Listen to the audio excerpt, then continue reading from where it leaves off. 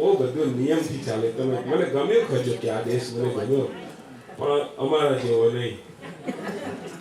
અમે તો ખાલી એટલું વિચારીએ, સારે જહાં સે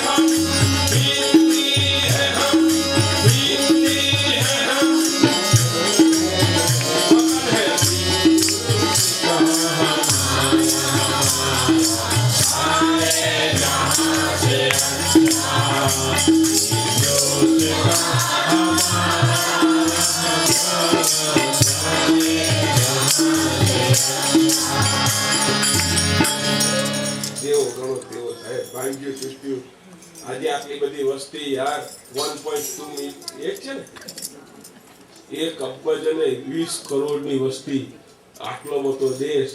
અમારું ગુજરાત, અમારો એટલું તમારું બ્રિટન, એટલું જ છે ને સાહેબ. કેટલો મોટો દેશ આ ચલાવવો. હું તો ખરેખર કહું કે દુનિયાની અંદર ભગવાનને ભરોસે ચાલતો કોઈ દેશ તો કેવો એક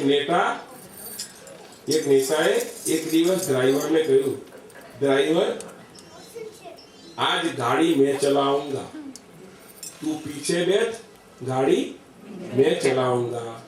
तो ड्राइवर बोला तो मैं उतर जाऊंगा. नेताजी बोला क्यों उतर जाएगा? ત્યારે ડ્રાઈવરે કહ્યું, ड्राइवर ने कहा ये कार है, सरकार नहीं जो भगवान के भरोसे चल जाएगी. ये कार है પણ સાહેબ બહુ ભગવાનના ભરોસે સાહેબ. હું તો તમને કહું, હું કઈ મારી કઈ દર્દની કહાની કહેવાની થયો તમને, પણ તો પણ સાહેબ બધાથી પણ આઈએ આપણે ક્યાં હતા?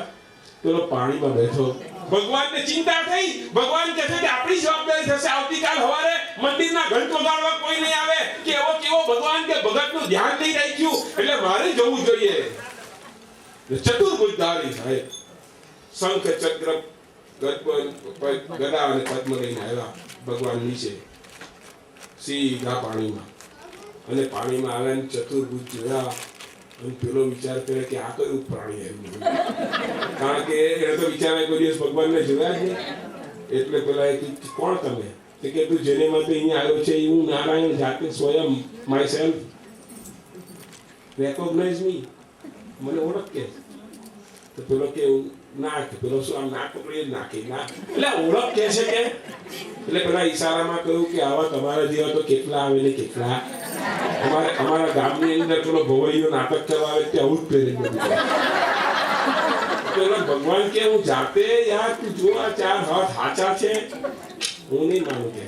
તો કે માન તો ખરો કે હું નહીં માનું કે છે. તો કે કેવી રીતે માને તું? કે અમારા ગામમાં એક સંત આવ્યા, એ જો કે આ ભગવાન છે તો તો માનું. ભગવાન પકડીને પેલા ઉપર લાવ્યા અને પેલા કથાકાર જે સંત હતા એની પાસે લઈને આવ્યા. હવે સાચું કેજો, ભગવાન પ્રસન્ન કોને થયા હતા? પેલા ભોળાને થયા હતા, બરાબર છે? પેલા ભોળાને થયા હતા, રબારીને થયા હતા. હવે પેલા સંતને કહ્યું, પેલા રબારીએ કે જુઓ તો કે આ ભગવાન છે, પણ પેલા દેખાય જ નહીં, આંખો તોડી રાખે. ક્યાં છે? ત્યાં ઉભા જો ને 4 હાથ કે છે, પણ કે નથી દેખાતું કે, પણ આખો ભીનો પેલો હતો પાણીથી. અને સંતને યાદ આવ્યું કે આજે મેં કથામાં કહ્યું હતું એ આ પ્રમાણે કર્યું લાગે, ત્યાં ભગવાનને લાવ્યો લાગે, પણ મારા પાતકને લીધે મને ભગવાન દેખાતા નથી. એટલે એને પેલાને કહ્યું કે તું જે ભગવાનને એવું કે જો તમે સાચા હો તો તમે પ્રત્યક્ષ હાજર થાવ, સાક્ષાત દર્શન આપો તો માનું. ને મારા સંતને દર્શન આપો તો જ તો માંગુ. ત્યારે ભોળાના ભાવે પરવશ થઈ અને ભગવાને જાતે સાક્ષાત થઈ અને પેલા સંતને જ્યાં દર્શન આપ્યા કે હવે મને ઓળખ ને આને ઓળખાણ કરાવ. અને ત્યારે પેલા સંત વાંકા વળીને પગે કોને લાગ્યા? રબારીને લાગ્યા કે આખી જિંદગી સુધી ભજન કથા કરી કરીને મરી ગયા, અમને નહીં મળે, મારી વાતથી તને મળી ગયા મારા વાલા સાહેબ. એટલે ચિંતા નહીં કરતા, મને નહીં મળે તો કઈ નહીં, પણ તમને હા મળી ગયા. નંદલાલ નંદલાલ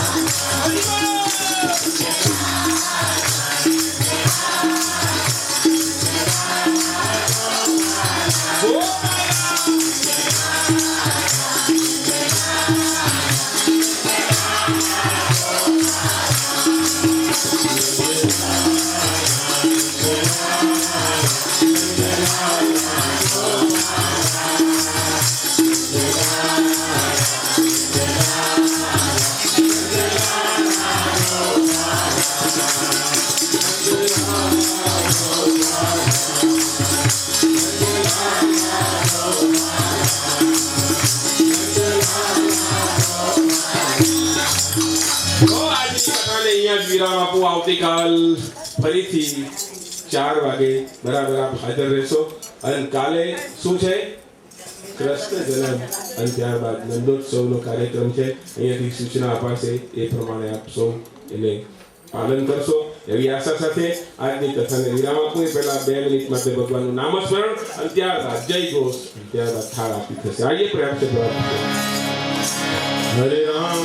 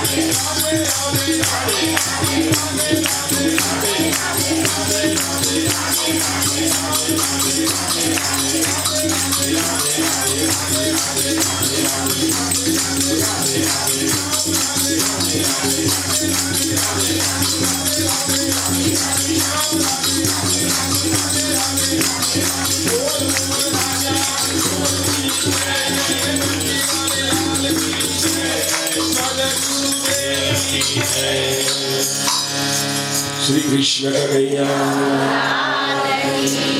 श्री द्वारिकाधीश की जय, श्री रणछोड़ बाल कृष्ण भगवान की जय, श्री अम्बे माता की जय, भागवत भगवान की जय, सदगुरु देव की जय, संत पुनीत महाराज की जय, श्री राम भक्त प्यारे की जय। हरि ओम।